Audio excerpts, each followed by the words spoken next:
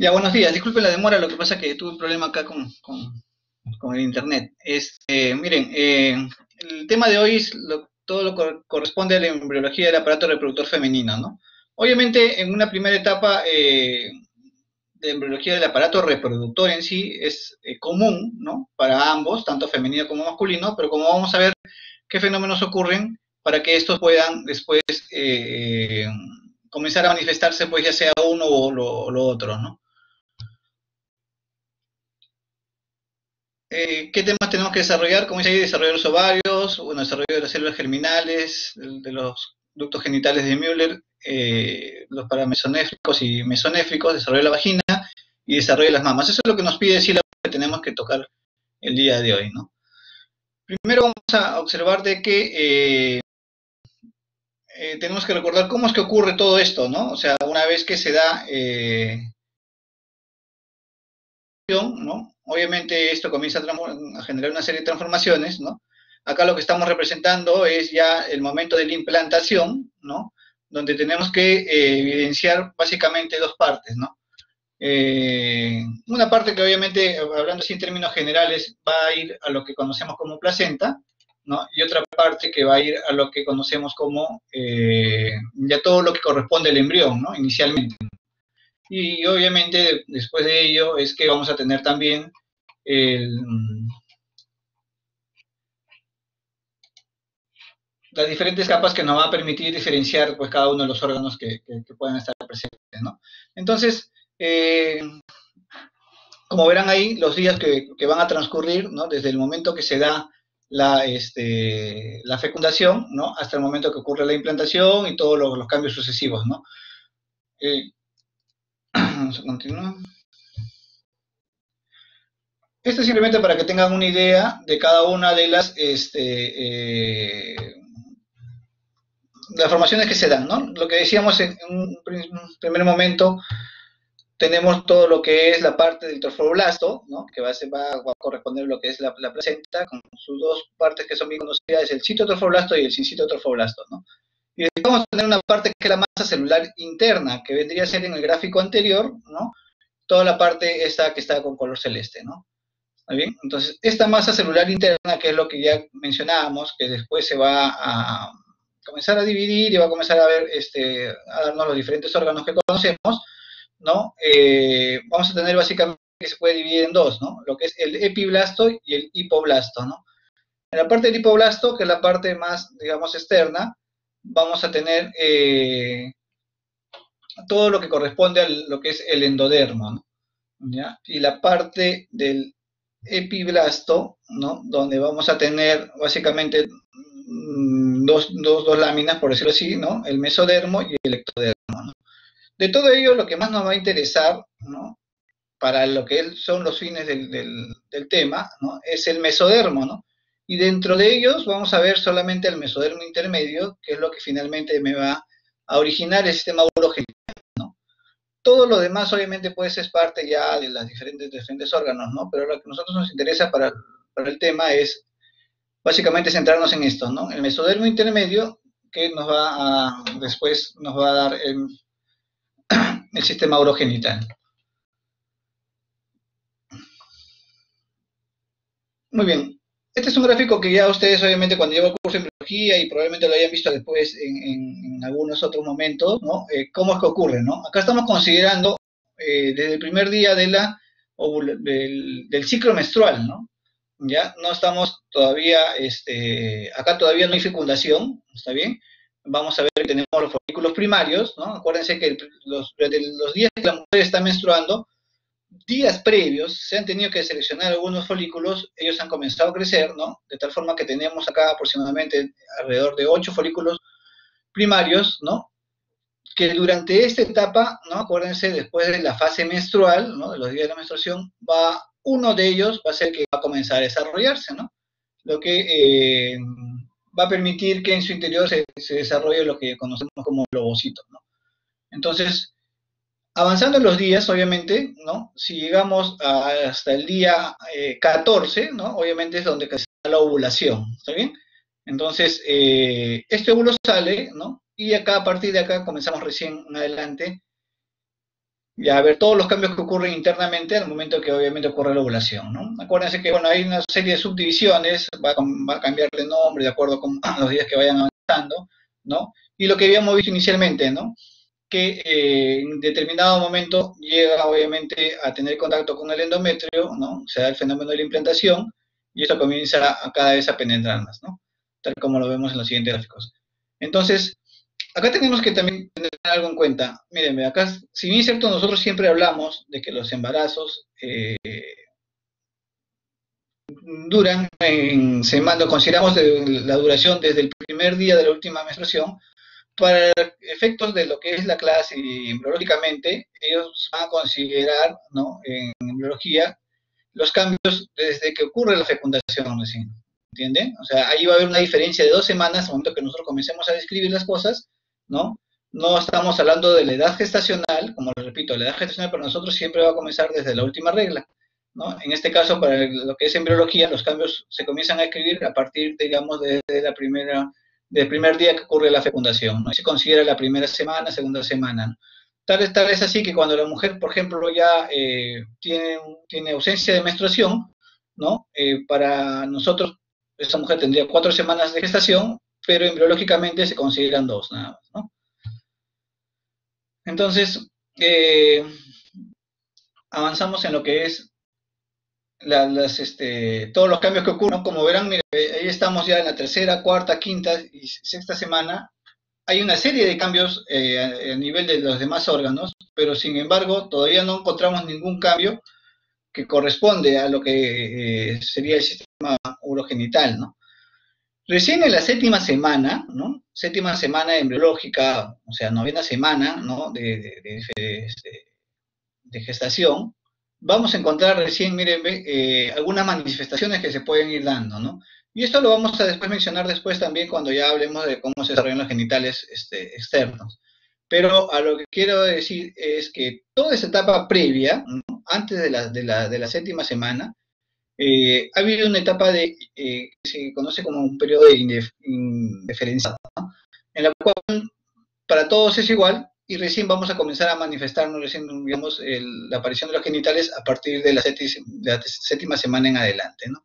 Entonces, ya obviamente a medida que van avanzando, van apareciendo algunos de los cambios, como mencionan ahí. Solamente estamos mencionando acá lo que es la parte básicamente en forma general, ¿no? Cómo es que se van mandando van apareciendo estas estructuras, ¿no? Muy bien, entonces decíamos que el desarrollo de los genitales hasta la séptima semana, ¿no? Vamos a tener que es prácticamente igual para ambos, ¿no? Es lo que conocemos como el estado indiferenciado del desarrollo sexual, ¿ya? Parece que al momento de convertir acá al Blackboard se mueven un poco que las letras están acá en la parte inferior, pero bueno, ya casi no se aprecia muy bien. Bueno, acá lo que queríamos mencionar son acerca de algunos de los cambios iniciales que ocurren, ¿no? En forma general. Vamos a ver después, a lo mejor, para qué.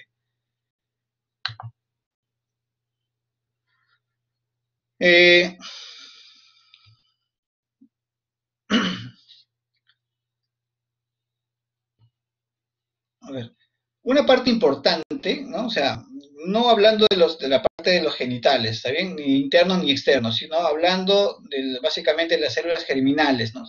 Aquí nos referimos a las células germinales, básicamente a lo que en el futuro va a ser los ovocitos, ¿no? O los espermatozoides en el caso de los varones, ¿no? En este caso vamos a hablar de la mujer nada más. Entonces, estas células germinales primitivas, como dice ahí, ¿no? No es que se encuentren directamente, o sea, de frente a los ovarios, porque acuérdense, todavía a este momento todavía no hay ningún tipo de diferenciación, ¿no? A la sexta semana ya no vamos a tener ni ovarios ni testículos, ¿no? Entonces, estas células van a provenir, ¿no? Se van a encontrar en alguna parte y tienen que ubicarse cercano a la zona donde obviamente después podrían estar los genitales internos, ¿no? Entonces, como dice acá, las células germinales primitivas comienzan en la cuarta semana, ¿no? Van a penetrar en el mesénquima subyacente y se incorporan a los cordones gonadales, ¿no? Acuérdense, ahí estamos mencionando cordones gonadales, ¿no? O sea, son una determinada parte que es lo que posteriormente nos va a dar ya sea los ovarios o los testículos, ¿no? Estas células germinales primitivas van a migrar, ¿no? ¿De dónde? Provienen muchas veces del saco vitelino, ¿no? De la parte externa, ¿ya? Y van a comenzar a migrar hacia la parte interior, ¿no? Y se van a ubicar tal como vemos acá, ¿no? Tal como vemos acá, a nivel de los cordones que mencionábamos, los cordones gonadales, ¿no? Estos son cordones sexuales primarios, ¿no? En la corteza. ¿Está bien? Entonces, esta va a ser la ubicación de lo que estaba en la parte del saco vitelino, prácticamente por fuera del embrión. Este mismo saco vitelino también se va a introducir dentro del embrión, ¿no? Pero estas células van a comenzar a migrar, ¿no? Y van a comenzar a ubicarse en los cordones, como mencionábamos.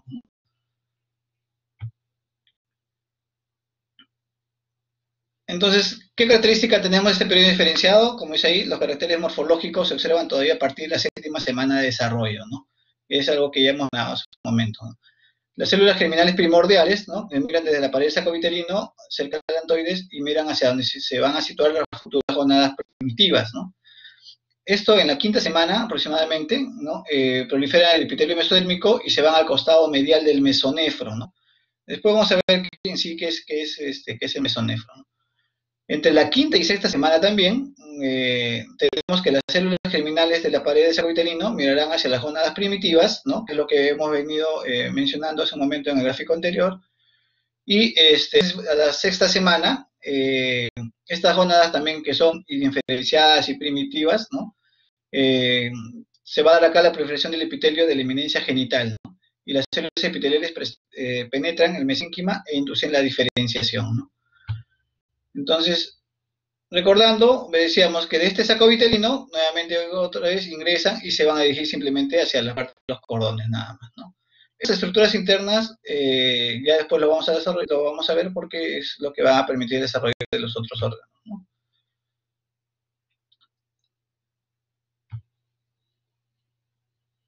Muy bien, entonces acá más de lo mismo, ¿no? No, perdón, un momentito. Una de las unidades que van a permitir el desarrollo de todo el sistema genital va a ser la unidad que se llama la unidad gonomesonéfrica, ¿no? Entonces, hablamos de gono porque nos referimos a las gónadas, ¿no? Que básicamente es el gráfico acá que está en esta parte, ¿no? Tenemos a las gónadas que van a estar en la parte central, ¿no? Como mencionábamos, no están diferenciadas, ¿ya? Vamos a tener lo que es la parte, sí, netamente, de lo que es el mesonefro, ¿no? Y a los costados vamos a tener, ¿no? Unos conductos que van a ser muy importantes para el desarrollo posterior de los órganos genitales, ¿no? Tenemos el conducto mesonéfrico, que es este de acá, que es un tubito que está con invaginaciones hacia el mesonefro, y tenemos el paramesonéfrico, que para el desarrollo del tema es el que más nos va a interesar, ¿no? El conducto mesonéfrico es el que va a dar después los genitales masculinos, y el paramesonéfrico o conducto también de Müller, ¿no? Es el que nos va a permitir desarrollar los órganos genitales femeninos, ¿no? ¿Ya? Ahora, en la parte anterior, esta parte de acá que estamos viendo, es lo que vamos a conocer como el seno urogenital. O sea, acá básicamente vamos a encontrar el desarrollo, si es que obviamente comenzáramos a escribir todo esto, el desarrollo de lo que es la vejiga, ¿no? El riñón y todo ello, ¿no? Entonces, como verán, todo proviene de una misma unidad, ¿no? O sea, tanto la parte urinaria como la parte genital, ¿no? Va a provenir de una misma unidad. De tal forma que cuando hay muchas veces alguna malformación, ya sea a nivel uterino, ¿no? Acuérdense y después van a tener una clase donde van a haber malformaciones mullerianas, ¿no? Entonces, muchas veces estas malformaciones, así como vemos que el útero está alterado, ¿no? El útero, la vagina, las trompas, vamos a ver que esto se acompaña también de algunas manifestaciones del sistema urinario, ¿no? ¿Por qué? Porque todo proviene de la misma unidad, ¿no? La unidad gonomesonéfrica. ¿Está bien?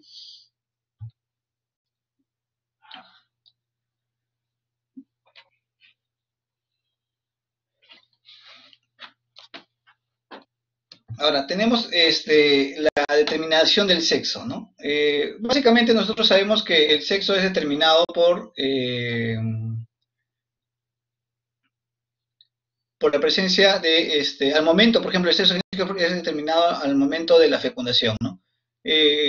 Obviamente, si es espermatozoide, sabemos que si tiene, dependiendo de la carga genética que tenga, sea X o sea Y, perdón, cromosómica, nos va a dar una diferenciación, ¿no?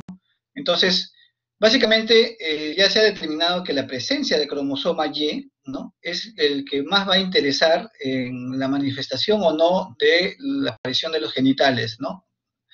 En todo caso, si está presente el cromosoma y sobre todo uno de los genes que vamos a encontrar en este en el cromosoma Y, que es el gen SRY, que es el factor determinante de los testículos, ¿no? Entonces, su presencia nos va a permitir, ¿no?, que de todas maneras se desarrollen los testículos, ¿entienden? Entonces, hasta la octava, más o menos semana, ¿no? Séptima, octava semana, si es que independientemente del tipo de, por ejemplo, de diferenciación, porque hemos dicho que hay toda esta etapa diferenciada, ¿no? Basta con que aparezca este cromosoma y este gen para comenzar a manifestar y a desarrollar, por ejemplo, si estuviera presente los testículos, ¿no? Y si no estuviera presente, el estado de los genitales, digamos, y de las gónadas primitivas, va a permanecer, digamos, estable, esperando a que si no hay nada que lo estimule, se desarrollen en todo caso los ovarios, ¿entienden? Entonces, si está presente el cromosoma Y está presente este gen sobre todo, ¿no?, es el que nos va a permitir, como le repito, nos va a permitir desarrollar los testículos, ¿no? Su ausencia va a permitir que se desarrollen los ovarios, ¿no? Pero esto todavía, el desarrollo de los ovarios va a ser posterior, ¿no? A partir de la novena semana en adelante, ¿no? ¿Ya? Ahora, no es el único factor que va a participar, ¿no? Después vamos a ver la relación de otras estructuras más o de otros genes que también participan en el desarrollo de cada una de las partes, ¿no? Como dice ahí, la no existencia de este cromosoma hará que los genitales, tanto externos como internos, determinen que es biológicamente mujer, ¿no? Por otro lado, hay otro gen, ¿no?, que es el WNT4 de cromosoma 1, que ayuda a la diferenciación de la mujer, pero este no es determinante, ¿no? O sea, este gen va a participar luego de que esté ausente el gen SRY, ¿no? Y no es el único, después también hay otro WNT7, ¿no?, que también ayuda en determinadas partes de los genitales internos, ¿no? ¿Ya? Entonces, por ejemplo, puede haber casos donde tienes, por ejemplo, más cromosomas X, ¿no? El doble XY o el triple XY, que es el Klinefelter, ¿no? Que sin embargo, basta con que haya la presencia del Y como para que siempre se manifiesten los vínculos, ¿no? Entonces, como dice ahí, si hay cromosoma Y, se desarrollan más los cordones medulares, ¿no?, que es lo que va a corresponder a los testículos, ¿no? ¿Ya? Si no hay cromosoma Y, se desarrollan los cordones corticales, que es donde se van a comenzar a formar ya los ovarios, ¿no?, dando lugar, como dice, a la oogonia. Entonces, este es uno de los gráficos que nos ayuda también a poder entender esto, ¿no?, de la presencia o ya la etapa donde comienza a darse la diferenciación.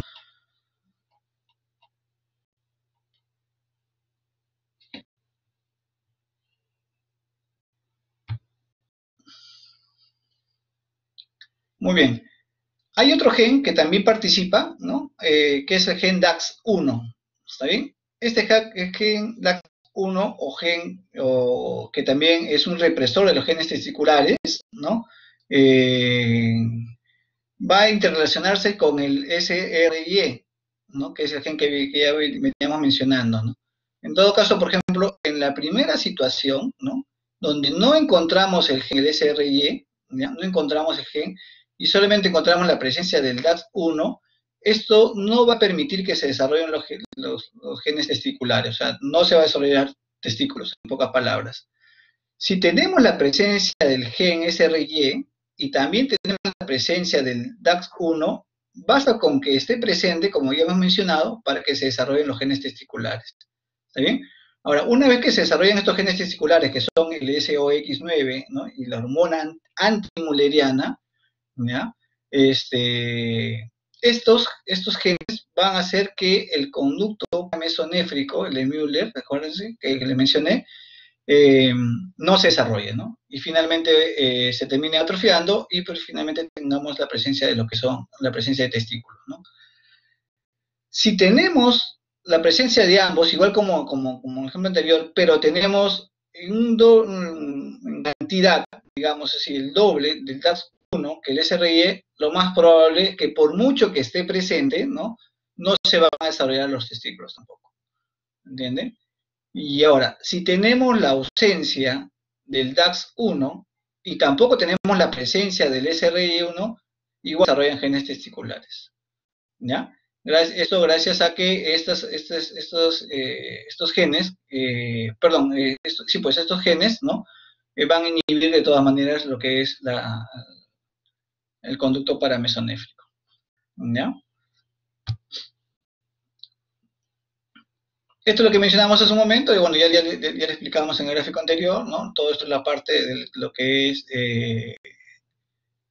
el conducto paramesonéfrico a los costados, el conducto mesonéfrico, ¿no? Más pegado hacia el mesonéfros, ¿no? Y las bordas diferenciadas, ¿no? Entonces, estos conductos inicialmente están separados, ¿no? Y después vamos a ver que poco a poco se van a unir al centro para formar los genitales internos, ¿ya? Esta es la parte central, que es el seno urogenital, ¿no? Que es lo que, como después decíamos, nos va a dar lo que es la vejiga y el riñón y toda una serie de órganos del sistema urinario, ¿no? Muy bien. Entonces tenemos que los órganos genitales externos se originan a partir de los derivados de la cloaca y la membrana cloacal, ¿no? El tabique urorectal se divide, ¿no? A la cloaca en dos compartimientos, ¿no? En el seno urogenital, que se ubica ventralmente, y el recto dorsalmente, ¿no? Esto lo vamos a ver en un gráfico posteriormente. La membrana cloacal queda entonces dividida en membrana urogenital por delante y membrana anal por atrás, ¿no? Este seno urogenital interviene en la formación tanto de la vejiga de la uretra, ¿no? De la vagina y de la próstata, ¿ya? El seno urogenital. Y la membrana urogenital evoluciona formando pliegues urogenitales bordeados externamente por los repliegues labioscrotales en el extremo anterior de los mismos, donde se forma una estructura medial impar que es el tubérculo, ¿no? Básicamente ocurre algo como esto, ¿no? Acá ya estamos viendo los genitales externos, ¿no? Mencionábamos que todavía en una etapa indiferenciada, ¿no? Vamos a tener lo que es el tubérculo genital, ¿no? La membrana genital, los pliegues genitales que están hacia los costados, ¿no? ¿Ya? Este tubérculo genital, si va a evolucionar, puede evolucionar a lo que es el falo o el pene, ¿no? Vamos a encontrar una membrana uretral, ¿no? Igual acá se va desarrollando, digamos, en mayor amplitud lo que son los pliegues genitales, ¿no? De mayor tamaño. Y acá vemos, obviamente esto se cierra, ¿no? Se cierra tanto los labios o los repliegues para que formen los escrotos, ¿no? Y si va a ser genitales femeninos, ¿no? Estos van a permanecer abiertos, se va a formar una membrana interna, ¿no? Que finalmente va a permitir el desarrollo también de los labios menores y desarrollo de las estructuras que ya conocemos, ¿no? El clítoris, el himen, ¿no? Que son estructuras que están más hacia el centro, ¿no?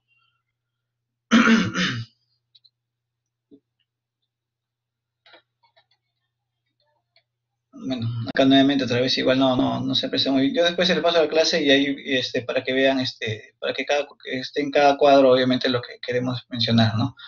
Entonces, el desarrollo de los genitales externos, estos básicamente femeninos, que es lo que nos interesa, va a estar por estrógenos, que todavía puede hacer que sean secretados por los ovarios, ¿no? Y por la placenta, pero esto, acuérdense, es ya muy secundario, ¿no? Porque lo primero que tiene que manifestarse son los genes que ya hemos mencionado para que pueda haber un desarrollo ya, que para que no se desarrollen los testículos primero, ¿no? Y que por consiguiente haya un desarrollo de los ovarios, ¿no? Entonces acá no se ve muy bien.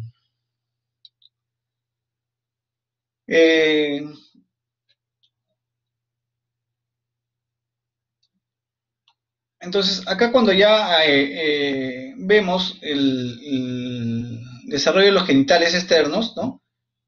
Vamos a ver que esto ya no estamos hablando de la séptima, octava, novena semana, ya estamos hablando ya del desarrollo, ¿no? De obviamente de o sea, ya sabemos que va a ser una mujer, ¿no?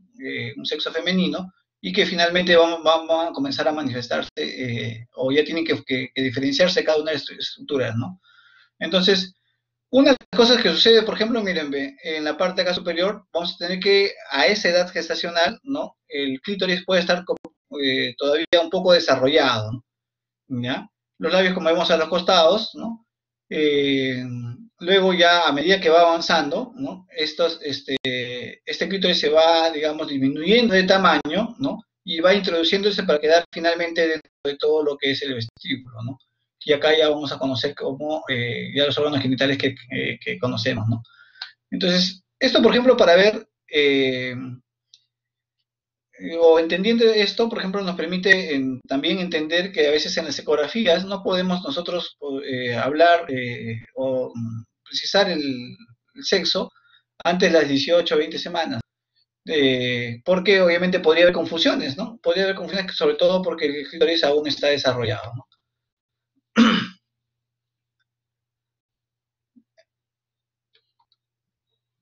Muy bien, entonces, estos desarrollos de estos genitales, ¿no? Como mencionábamos, si es que está presente en los andrógenos testiculares, se va a desarrollar el conducto mesonéfrico, también llamado Wolf, ¿no?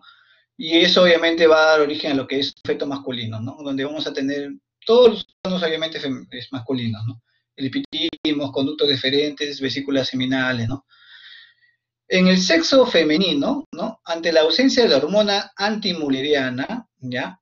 Ojo, la hormona antimuleriana, ¿ya? Los conductos paramesonéfricos se van a comenzar a desarrollar, ¿sí? Entonces, como no está presente esta hormona, ¿no?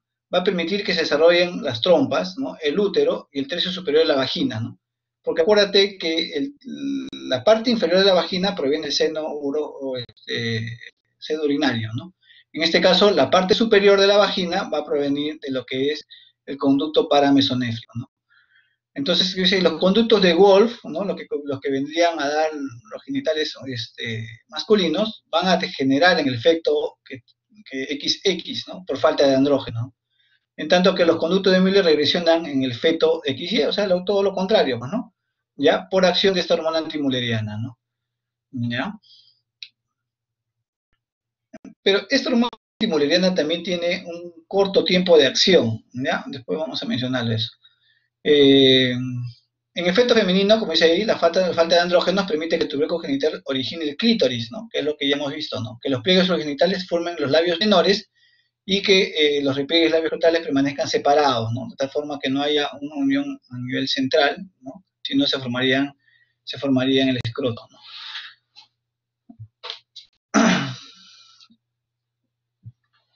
Eso es lo que mencionaba, ¿no? O sea, para que se pueda desarrollar de todas maneras los testículos, ¿no? Tiene que estar presente esta hormona antimuleriana, ¿no? Porque si esta hormona antimuleriana no se presenta alrededor de la séptima semana, ¿ya? Los conductos de Müller, ¿ya? O los paramesonéfricos que estamos diciendo que van a derivar en los genitales femeninos, se hacen agentes de absorción y finalmente se pueden manifestar también, ¿me entiende?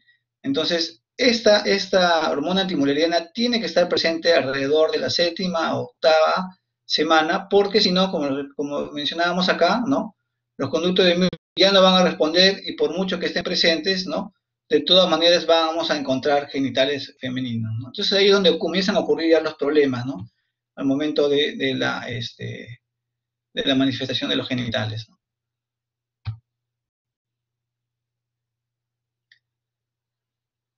Esto básicamente en resumen, ¿no? Como ya algo similar a lo que ya hemos mencionado, ¿ya? Con respecto a a los genes, ¿no? Decíamos que si está presente el SRIE, ¿no? Tenemos que tener en menor cantidad el AX1, ¿ya? Para que se desarrollen los testículos, ¿no? Esta presencia de este gen sobre la cresta gonadal va a hacer que se desarrollen este tipo de genes también, que es el SOX9 y la hormona antimuleriana, acuérdense, ¿no? Para que se desarrollen los testículos. Si es que tenemos mayor cantidad de AX1, recuerden, ¿no? Mayor cantidad que el SRE, entonces definitivamente se van a dar de todas maneras los ovarios, ¿no? ¿ya? O si no tenemos SRY, ¿no? Y solamente el axono, también igual se van a dar los ovarios, ¿no? Entonces acuérdense que para que se desarrolle un ovario tiene que simplemente no estar presente el SRY, nada más, ¿no? Si está presente, definitivamente podría desarrollarse generalmente los testículos, ¿no? Muy bien. Entonces, acá vamos a ver cómo es que se desarrolla la vagina. Inicialmente todo está junto, por decirlo así, ¿no? Tanto el seno urogenital como el canal anorrectal están unidos, ¿no? ¿Ya? De tal forma que no hay una diferenciación, ¿no? ¿Cuál es la finalidad de esto? Que después, bueno, esto ocurre generalmente entre las 6 a 7 semanas, ¿no? ¿Cuál es la finalidad después de esto? Que cada uno tenga su conducto por separado tal como lo conocemos, ¿no? Que por un lado tengamos la parte de lo que es el recto, ¿no? Que es la parte más posterior, y por otro lado tengamos todo lo que corresponde al seno urogenital, ¿no? Que vendría a ser esta parte de adelante, ¿no? ¿Está bien? Entonces acá el seno urogenital todavía, ¿no? Como vemos, ya está unido al riñón, pero todavía no podemos diferenciarlo entre lo que son los genitales, como mencionábamos, internos, y parte de la vagina, ¿no? De lo que es el sistema urinario, ¿no? Entonces, como le dije a un principio, cuando hay un problema muchas veces a ese nivel, ¿no? Vamos a manifestar tanto malformaciones del sistema urinario como también del útero, ¿no? Entonces, ¿qué es lo que vamos a encontrar acá? ¿O qué es lo que va a pasar inicialmente, ¿no? Estos conductos paramesonéfricos, lo que estaban a los costados, ¿se acuerdan? ¿No? Van a comenzar a manifestarse, estaban en paralelo, van a comenzar a unirse en la parte central, ¿no? Acá estamos en la 9ª semana, no ha habido presencia de ningún tipo de gen que nos pueda desarrollar los testículos, y vamos a tener que se comienzan a desarrollar, obviamente, los ovarios con los genitales internos femeninos, ¿no? Entonces, a la unión de estos a nivel o a la altura de la parte del seno genital, vamos a tener que se va a formar el útero primitivo y el tercio superior de la vagina. ¿Está bien? Entonces, de los que están en forma paralela se unen al centro, ¿no? ¿Ya? Y van a formar, como les mencionábamos, el útero y el tercio superior de la vagina. En inferior, vamos a ver, en esta parte inferior, ¿ya? Se va a desarrollar una estructura que llamamos bulbo. Entonces, en este dibujo estamos viendo, el recto está por un lado, esto es nuestro útero primitivo, ¿no? Con nuestro tercio superior de la vagina, ¿ya? Y esto es lo que corresponde a lo que es el urinario, ¿no? Con la vejiga y, bueno, obviamente el riñón estaría más arriba, ¿no? ¿Está bien? Entonces, esto va a llegar a unir, ¿no? Con lo que es el seno urogenital, se forma el bulbo sino vaginal, que es la unión, ¿ya? Acá hay la vejiga con el útero, ¿ya? Después vamos a tener que va a proliferar una lámina que le llamamos la lámina vaginal, que va a estar acá en la parte central, con la intención de comenzar ya a separar las estructuras, ¿no? ¿Ya?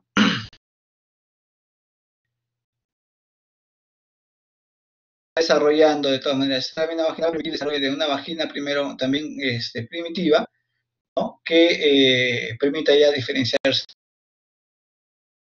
Entonces, el crecimiento continúa en el extremo craneal, ¿no? Las células centrales desaparecen y las periferias persisten formando el lumen de la vagina, ¿no? En la parte inferior, ¿no?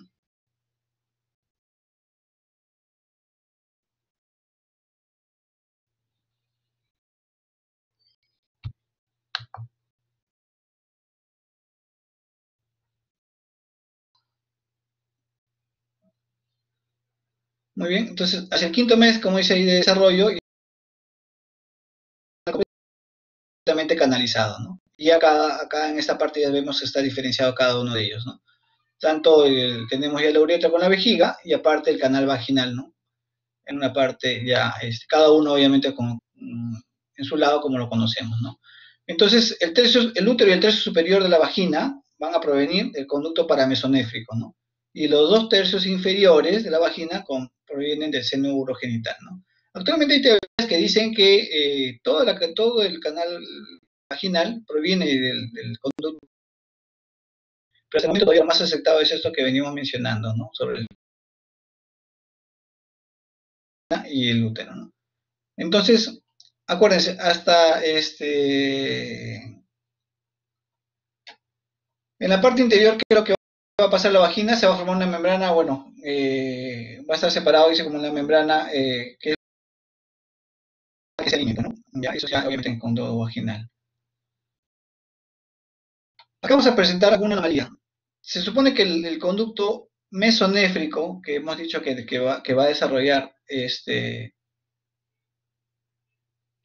que va a desarrollar los genitales masculinos, ¿no? No tendría por qué manifestarse y es más, tendría que atrofiarse, ¿no? Sin embargo, en algunas circunstancias, esto persiste, este conducto mesonéfrico,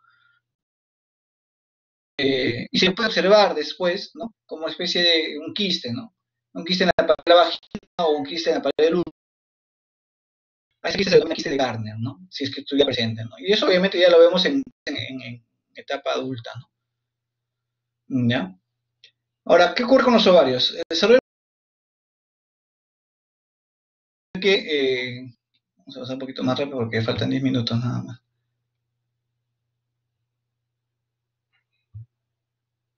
En el caso de los ovarios, vamos a ver que a la 10ª semana, ¿no?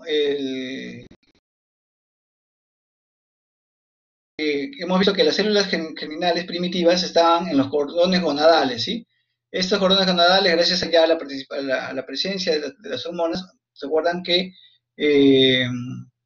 comenzaban a formarse ya sea testículos o ovarios, ¿no? En este caso, obviamente, vamos a definir y se va a ubicar a nivel de la médula, ¿no?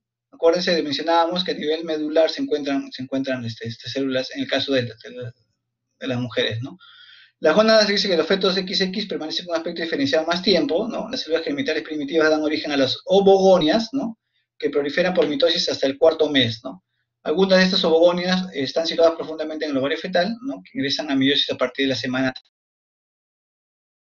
de los ovocitos primarios, ¿no? Entonces, acuérdense, más o menos en cantidades van a ir variando, ¿no? Hasta la semana 22, una mujer va a tener aproximadamente unas 20 millones de estas, ¿no? Cuando termine cuando termine la fetal, ¿no? Aproximadamente esta cantidad va a disminuir bastante, hasta aproximadamente unos 7 millones, ¿no? Esto va a permanecer, obviamente, en una etapa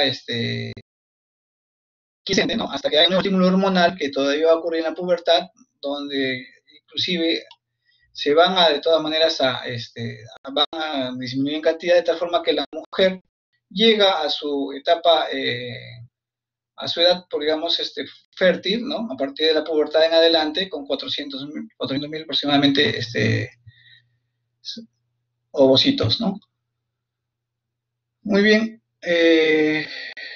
Esto básicamente es lo que hemos mencionado. Vamos a hacer un poquito más. Cómo es que, bueno, obviamente van a estar acá en la parte central, en la parte medular de lo que van a ser los ovarios, ¿no? Acá vemos que los ovarios que inicialmente están en la parte superior comienzan a descender, ¿no? Ya obviamente tenemos acá el útero que está ya prácticamente formado, ¿no? Un canal vaginal y vemos que ya cada estructura comienza a obtener o a colocarse en la forma, en la posición habitual, ¿no? Vamos a avanzar un poquito. Bueno, esto ya habíamos mencionado hace un momento, vamos a avanzar. Finalmente vamos a ver acerca de la mama, ¿no? En la mama vamos a tener que, es algo más sencillo de explicar, ¿no? Hay una línea media que es por donde se van a desarrollar todos este tipo de estructuras, ¿no? Primero, para que se desarrolle un tubérculo mamario tiene que haber, ¿no? Un engrosamiento de la epidermis, ¿no? O sea, todo comienza en la piel, ¿no? ¿Ya? Tal como lo vemos acá, ¿no? En el embrión,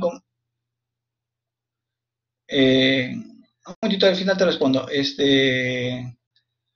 Mira, en el embrión, a partir de las 7 semanas, este pliegue ya va a comenzar a umbilicarse, por decirlo así, ¿no?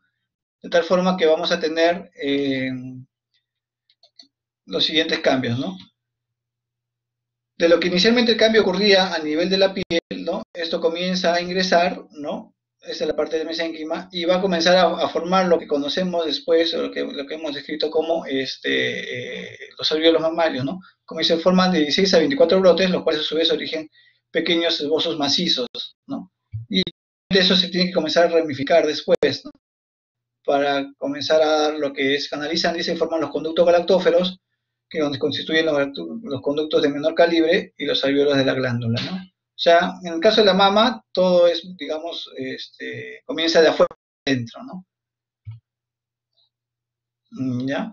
Eh, Se canaliza en forma de conductos galactóferos, como dice ahí, y en un principio desemboca en un pequeño hundimiento, ¿no? Epitelial, que se convierte en pezón por proliferación del mesénquima subyacente, ¿no? Entonces, la mama es más sencillo de poder entender, ¿no? Muy bien. Eso era lo que correspondía a lo que es el tema. Creo que por acá alguien preguntó algo. Esto dice, doctor, disculpe, ¿a partir de qué semana es este, miren,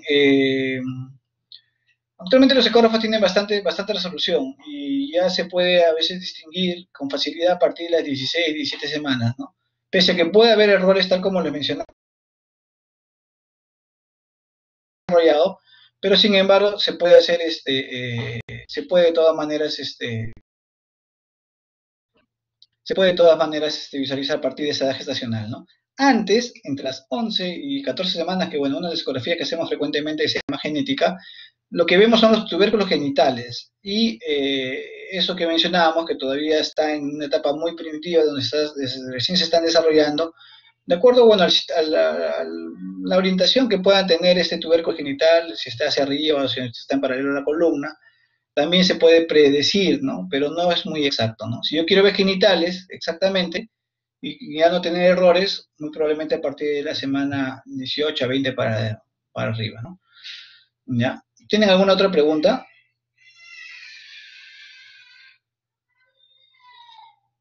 Yo esta clase se la estoy pasando ahorita se la voy a pasar a la delegada ahorita se la voy a pasar por correo.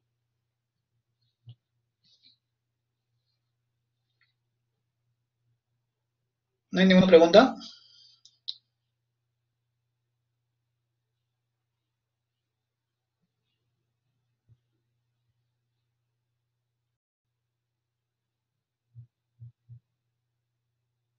Bueno, entonces bueno, vamos a detener la grabación.